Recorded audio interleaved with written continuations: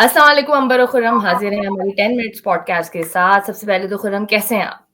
मैं बिल्कुल ठीक हूँ अंबर। अस्सलाम वालेकुम। I hope everyone is okay. अल्हम्दुलिल्लाह बहुत अल्हम्दुलिल्लाह। इवेंटफुल वीक चल रहा है हमारे वेरी मुल्क के अंदर। इवेंटफुल। वो पाकिस्तान का पॉलिटिकल लैंडस्केप समझ ही नहीं आ रहा। कभी एक साइड का हम्म, पलड़ा भारी है, कभी अपोजिशन भारी नजर आती है, तो कभी हुकूमत भारी नजर आती है। हम्म, नवंबर 24 तक पीटीआई का पलड़ा बड़ा शदीद भारी था and they were in a very good position as we saw, क्योंकि वो सारे आ रहे थे डी चौक की तरफ। हम्म, चढ़ाई का ऐलान था तो लग रहा था कि नेगोशिएशन का बेस्ट टाइम है खान साहब को जेल से अगर हम्म, निकालना है तो। उसके बाद आज कल की जो खबर आई है, क्योंकि हमने देखा फैज अमीर साहब जो है उनकी चार्जशीट आ गई है और उसमें 9 मई का भी जिक्र है और उसको मिली भगत का नाम दिया गया है एक खास सियासी जमात की तरफ, और हम सबको पता है वो कौन है। उसके बाद एकदम पीटीआई ने यू टर्न लिया है towards the negotiation and they want to talk about the dialogue in the parliament all of a sudden, जहां वो कहते थे भाई फॉर्म 47 की हुकूमत के साथ तो हम बात ही नहीं करेंगे। क्या आप कहेंगे इसके बारे में? अंबर, जिस तरह हमने कहा कि बड़ा इवेंटफुल वीक है, we want to start with talks. तो टॉक्स के बारे में मैं तो ये समझता हूं कि 0/0 इज इक्वल टू 0। ठीक है जी। तो दोनों साइडों के पास कुछ भी नहीं है दूसरी साइड को देने के लिए। तो ये टॉक्स जो हैं ये सिर्फ ऑप्टिक्स है। जिस तरह आपने कहा है, ये एक रिएक्शन है क्योंकि फैज हमीद साहब की जो चार्जशीट आई है उसके ऊपर, क्योंकि उसके अंदर एक सियासी पार्टी की तरफ तो एक इशारा है, बट हमारे बानी का भी कोई तस्करा है उसके अंदर। तो वो तो लोग बड़े परेशान हैं एंड आई एम श्योर कि अडियाला के अंदर भी बहुत सी परेशानी होगी। अब अगर लेकिन हम दोनों आज साइडों को, अयूब साहब तो कंधे उचका रहे थे कि हमें क्या फर्क पड़ता है अगर हाँ, नहीं नहीं नहीं फैज नहीं अमीर नहीं, साहब फर्क के तो साथ बहुत कुछ हो पड़ता है। रहा है तो। फर्क तो बहुत पड़ता है कि 2-3 हफ्ते पहले अगर आप ये कह रहे थे कि यार हम इन लोगों से क्यों मुज़ाकरात करेंगे, इनके पास तो इख्तियार भी नहीं है, ब्ला ब्ला ब्ला, हम तो पार्लियामेंट को मानते नहीं है, और आज आप वापस पहुंच गए हैं, तो ऑब्वियसली यार अभी बहुत हालात खराब है। अब अगर हम दोनों साइडों को अगर देखें तो अगर गवर्नमेंट जो है आपकी, वो पीटीआई को बानी की रिहाई नहीं दे सकती। हम्म, वो हम्म, पीटीआई को जो उनके कैदी हैं उनकी रिहाई नहीं दे सकती। हम्म, जो आपका जो फॉर्म 47 वाली इलेक्शन और मैंडेट है वो वापस नहीं दे सकती। तो जी गवर्नमेंट क्या क्या देगी उनको। अब दूसरी तरफ, और इसी के बारे में ज्यादातर लोग बात कर रहे हैं, बट मैं पीटीआई के बारे में बात करना चाहता हूँ। पीटीआई गवर्नमेंट को क्या दे सकती है? क्या पीटीआई ये अश्योर कर सकती है कि बानी जो है वो दोबारा से कोई कॉल नहीं देंगे? वो अश्योर कर सकती है कि बानी जो है दोबारा से कोई नाराज होकर कोई एहतजाजी, कोई सिविल डिसोबीडियंस की कॉल नहीं देंगे?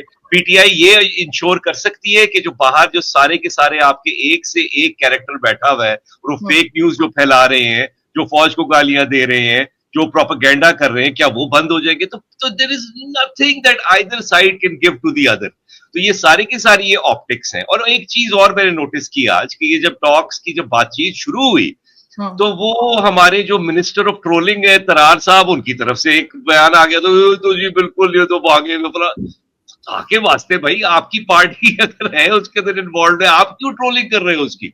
फिर उसके अंदर ये भी है कि बाकी जो हार्ड लाइनर्स जो है पीएमएलएन के अंदर, मरियम हो गई जो जेल जिन्होंने काटी है, और वो उसको तो बहुत सख्त इख्तलाफ है पीटीआई की एग्जिस्टेंस से एंड एवरीथिंग, तो वो तो कभी भी नहीं मानेंगी, वो तो कभी सपोर्ट नहीं करेंगी। तो आई थिंक ये दोनों साइडों से ना, सो सॉरी, पीटीआई की साइड से अब ये जो सारी की सारी कमेटी जो बनाई है इन्होंने, यार इनको तो रोज गालियां दे रहे होते हैं ये सोशल मीडिया वाले कि ये सारे बिके हुए लोग हैं, ये एस्टैब्लिशमेंट वाले हैं, इनकी तो वैसे ही कोई हैसियत नहीं है पार्टी के अंदर। तो ये दोनों तरफ से ये सिर्फ एक ऑप्टिक्स है, आप और आई सही कह रहे हैं, थिंक क्योंकि कोई सबसे पहले हीरो। हुकूमत ने बात ही ये करी कि पहले तो वो कह रहे थे भाई करें, वो टेबल पे आए, हाँ, टेबल पे बात क्यों नहीं करते। जैसे ही वो टेबल पे बात करने को राजी हुई है पीटीआई, तो वो कह रहे हैं कि आप 9 मई पे माफी मांगे और 26 नवंबर पे भी माफी मांगे। तो जाहिर है एक तो इख्तियार भी नहीं है, और दूसरा बात वो जाहिर है क्योंकि पीटीआई की जो डिमांड है वो भी बड़ी खतरनाक है ना, जेआईटी बनाए आप इन वाकयात पे। क्या नहीं, हमने आपको अंबर हसन एक और चीज भी है ना। क्लिप याद है जिसमें वो एक फौजी कर्नल साहब की यूनिफॉर्म दिखा रहे थे कि इनकी पेन का साइज जो है वो 50 है। तो उसको आप फॉल्स फ्लैग ऑपरेशन नहीं कह सकते when the entire world has seen such kind of videos coming from PTI की जो लीडरशिप। बिल्कुल बिल्कुल। एक और चीज भी है ना कि गवर्नमेंट को भी तो पता है ना कि पीटीआई की अब इतनी इतनी बैड पोजीशन है, इतनी वीक पोजीशन है उनकी, कि वो तो आप कोई भी चीज उनसे कहेंगे ना, आपकी ना कोई एहतजाज आपका कामयाब हुआ है, ना आपकी लेजिस्लेशन आपने ब्लॉक कर सके हो आप, तो आपकी तो कोई पोजीशन नहीं है ना आप इस वक्त तो। इतना शदीद फुकदान है पार्टी पॉलिसी का, समझ ही नहीं आता पीटीआई के अंदर पॉलिसी क्या है। हर जमात की एक पॉलिसी पीटीआई के अंदर पॉलिसी सिर्फ एक है कि बानी की जो सोच है वो बस होगी, दैट्स इट, तो उसके आप अलावा बता और दें, कुछ नहीं है। आपके जो पार्टी चीफ है बैरिस्टर गौहर, अगर उनकी भी कोई हैसियत नहीं है तो why he is holding the position, then the secretary general Salman Akram Raja, अगर वो भी, उनके बयान की कोई हैसियत नहीं है तो उनको भी नहीं होना चाहिए। सेक्रेटरी इंफॉर्मेशन वकास अकरम जो है, शेख वकास अकरम, जिनकी तरफ से हर बयान आना चाहिए, उनकी तरफ से कोई बयान नहीं आता। अलीमा खान आज बता रही है कि भाई डी चौक को शोधा चौक का नाम दे दिया आज से पीटीआई ने, सही है ना, क्योंकि वहां बड़े शहीद हुए हैं और हजारों जो हैं वो वीडियोस आ गई हुई हैं, हमने सारे अब आप जाती कर रही हैं, अब आप जाती कर रही हैं और आप ये एक्सपेक्ट कर रही हैं कि पीटीआई जो है वो एक नॉर्म्स और एक स्ट्रक्चर और एक ऑर्गेनाइजेशन जो नॉर्मली होनी चाहिए वो फॉलो करेगी। This is not PTI, this is why fans love बानी, कि बानी जो है, बानी जो जिस दिन कुछ कहेंगे वो बस वही है law. U turn is mark of a great leader, जब आपकी टैगलाइन जब ये है तो भाई आप स्ट्रक्चर वक्चर तो कोई नहीं होगा ना, बट आपकी बात बिल्कुल सही है कि भाई आपका जो ऑर्गेनाइजेशन जो है, अब इन लोगों पे भी तरस आता है ना कि भाई अब आपका कोई ना कोई इख्तियार है और आपकी जो किस्मत में सिर्फ जिल्लत ही जिल्लत है, हर तरफ से आपने गालियां खानी है, सपोर्टर से गालियां खानी है। बट एक सेकंड बट अगर आपने साइन ऑन किया है इमरान खान के साथ, then you should be ready and prepared for this, ठीक है ना, you should be ready and prepared कि आपकी बेइज्जती होगी, आपकी जो है बिल्कुल अप्रिशिएट नहीं आपको किया जाएगा, चाहे आप कुछ भी करें, मतलब अपने रिस्क में। बिल्कुल। अच्छा, सारी चीजें एक तरफ, लेकिन परसों जो कल फैसल वावडा साहब का बयान है कि अगर बानी की जान बचानी है तो उनको बुशरा बेगम को डिवोर्स देनी होगी, विच आई फाउंड वेरी पर्सनल। मतलब सही है, पब्लिक सेलिब्रिटीज है, सब अपनी जगह, उनकी लाइफ पब्लिक नहीं होती, बट उनकी जिंदगी के फैसले मेरे हिसाब से तो बिल्कुल वो उनके अपने होते हैं। इस पे आप क्या कहेंगे? फैसल वावडा साहब को क्या ये कहना चाहिए था? Why he is throwing such kind of comments? I don't know. Ambar, मैं आपकी बात से अगर 2000% एग्री कर सकता होता तो मैं जरूर करूं। मेरे हिसाब से इससे ज्यादा फजूल और नामुनासिब बात नहीं हो सकती, ठीक है जी। आई मीन सिंपल सी बात है, ह्यूमन नेचर की बात है, ठीक है जी, चाहे कुछ भी हो, a person will always stand by their spouse, that is the reality. Ambar, अगर मैं आपसे कहूं कि अंबर आपके शोहर जो है बहुत करप्ट है और आपने अपनी जिंदगी सही करनी है, आप उनको तलाक दे दें, अगर मैं सच भी बोल रहा हूं, आपको पता भी है मैं सच, आप मुझे कहेंगे शट अप, ठीक है ना, आप अपने काम से काम रखें। तो मुझे ये स्ट्रैटेजी समझ में नहीं आती ये फैसल वाडा की, जिनको हमने पता नहीं पिछले 2-3 महीने में ऐसा एक एक अफलातून बना दिया है कि वो उनके जो है मुंह से जो बात निकलती है भाई वो क्या बात वो करते हैं। फैसल वाडा हमेशा से मुझे एक बहुत ही अनरिफाइंड और अनकूथ कैरेक्टर लगते हैं ये, और बड़े अफसोस की बात है कि जो लोग कहते हैं कि यार इस्टेब्लिशमेंट के माउथ पीस हैं, तो उस इस्टेब्लिशमेंट को भी सोचना चाहिए कि यार क्या माउथ पीस आपने रखे हुए। और ये जितने भी लोग हैं ये सारे के सारे, वहां पे वो जो जुनून वाला लड़का है वो भी बातें कर रहा होता है कि यार ये खातून है, व्हाटएवर, ये करप्ट है। और मुझे जो जो हैरत होती है, क्या ये लोग ये समझते हैं कि एक दिन आएगा वो कहेंगे कि यार आप बुशरा बीबी को तलाक, यार बिल्कुल सही कह रहे हैं यार फैसल वाडा, मेरे ख्याल से मुझे यही करना चाहिए। भाई वो कभी भी ऐसा कभी भी नहीं होगा, और इतना बुरा रिएक्शन आएगा ना बानी की तरफ से, अगर ना आए आई बी वेरी सरप्राइज। बानी की तरफ से एक रिएक्शन आ गया कल हमारी लास्ट पॉडकास्ट में, हम सलमान अहमद की ट्वीट पे बात कर रहे थे और आपने बिल्कुल कहा था कि बिल्कुल बानी अपनी बेगम का ही साइड लेंगे, और मैं आपसे कह रही थी कि अभी तक क्यों नहीं तरदीद करी सलमान अहमद के बयान की, तो आज कर दी है खान साहब ने तरदीद, और उन्होंने कहा है सलमान अहमद को कि उसको शर्म आनी चाहिए कि वो बाहर बैठ के बुशरा बेगम पर इस किस्म के बेहुदा इल्जाम लगा रहा है। तो हो सकता है कि वो फैसल वावडा की बात की भी तरदीद करें या कुछ ना कुछ कमेंट जरूर दें जो उनको देना भी चाहिए। फैसल वाडा नहीं ना, फैसल वाडा को तो निकाल दिया था पार्टी से उन्होंने, इसलिए वो ज्यादा कर नहीं सकते। ओके, या आई एग्री विद यू, ठीक है। Salman Ahmed can you, it is just stupid मेरे हिसाब से। डायलॉग वाली साइड, पहले तो डू यू थिंक कि क्या इन दोनों पार्टी में डायलॉग होने चाहिए?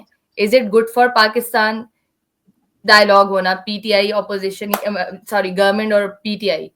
डू यू थिंक कि ये पाकिस्तान के वसी तर मफाद के लिए ठीक है? और अगर डायलॉग होना चाहिए तो उस डायलॉग में क्या डिस्कशन होना चाहिए? ये नहीं कि जी मुझे जेल से निकाल दें और जी ये इतने शोधा थे और 24 नवंबर और 9 मई, डू यू थिंक ये डायलॉग का महवर होना चाहिए? या पाकिस्तान की बेहतरी के लिए हमें आगे बढ़ने के लिए कुछ और सोचना चाहिए? What is in your mind अगर कोई डायलॉग होता है तो? अगेन जिस तरह मैंने कहा है कि अगर दोबारा मैं दोहराता हूं, मुझे बड़ा मजेदार लगता है ये बात करना। 0/0 इज इक्वल टू 0, ठीक है जी। तो डायलॉग जो है वो तभी हो सकता है दो की कोई भी दो पार्टीज के दौरान जहां पे एक कॉमन ग्राउंड हो, जहां पे एक कॉमन विन विन सिचुएशन पे जाना चाहते हैं। यहां पे जो सिचुएशन है इट इज विन लूज, ठीक है जी।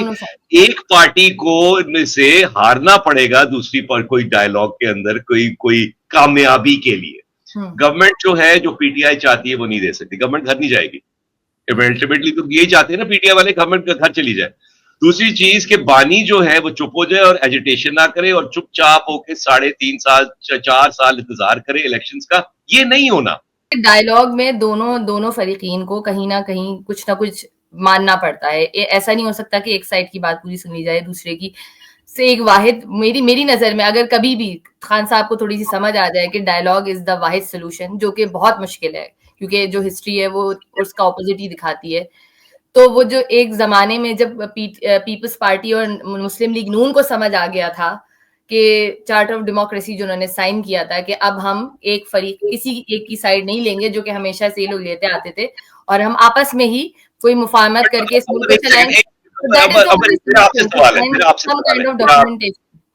मेरा आपसे सवाल है, तो गवर्नमेंट पीटीआई को क्या दे सकती है जहां भी पीटीआई खुश हो जाए? पीटीआई को थोड़ी सी पॉलिटिकल स्पेस दे दे, शायद यही वाहिद तरीका है, जो कि बहुत मुश्किल है उनके लिए देना, क्योंकि पीटीआई अगर हम फिर इलेक्शन की बात करें कि अगर इलेक्शन हो जाते हैं, जो कि अभी बहुत से जर्नलिस्ट जो है वो कोट कर रहे हैं कि शायद नवाज शरीफ साहब थोड़ा माने हैं, ये खबर की तरह ही है, डेफिनेटली मेरा एनालिसिस नहीं है कि डायलॉग थोड़े बहुत होने चाहिए, तो शायद इलेक्शन होते हुए नजर आ रहे हैं अगले 1.5 साल में।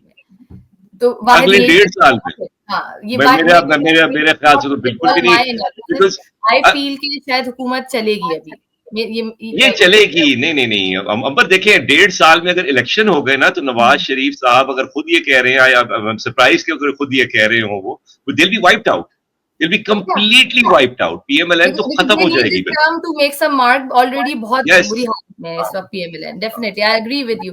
Thank you so much Khurram. इस नोट पे हम इसको खत्म करते हैं, दुआ करते हैं कि अल्लाह करे कि कुछ बेहतरी आ जाए, थोड़ी सी समझ आ जाए, खान साहब इस डायलॉग वाले सीन के बीच में कोई फड़कती ट्वीट ना कर दे और हालात बेहतर हो जाए। फिर मिलते हैं इंशाल्लाह। इंशाल्लाह।